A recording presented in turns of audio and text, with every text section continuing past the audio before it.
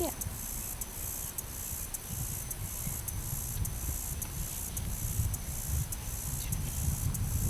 The Walker, Jones, and Green buildings at Central State Hospital are being demolished by the end of fall. The Department of Behavioral Health and Developmental Disabilities decided the buildings were a safety hazard to the public.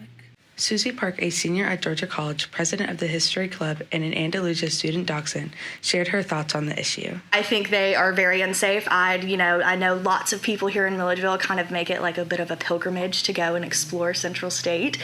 And so you always hear horror stories of somebody falling through the floor and then getting hurt or getting stuck, and then you have to call the police. So you have like the immediate dangers in the sense of things you cannot anticipate beforehand, but then you have things like, with modernity, we realize that you shouldn't have asbestos in your house or anything like that. So all of these buildings are going to be covered in asbestos, black mold, things like that. So I really kind of think it would be for the benefit of everybody to just tear it down and kind of remove it as an option for people to, possibly hurt themselves. Georgia Governor Brian Kemp signed to demolish the buildings on July 25th.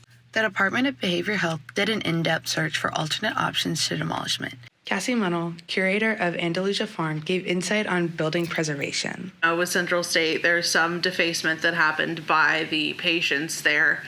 Reserving that defacement would be just as important as restoring it completely to brand new, because that defacement is part of the story.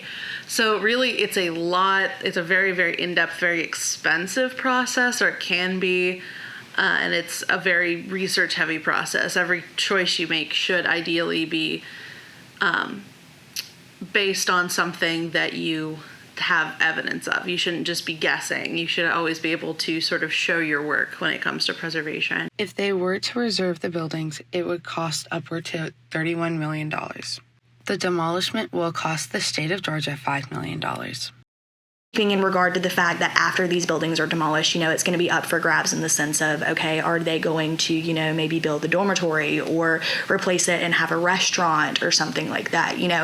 Milledgeville as a whole economically would benefit more from that than just leaving those buildings there and or putting in, the respective $10 million into each of those three buildings.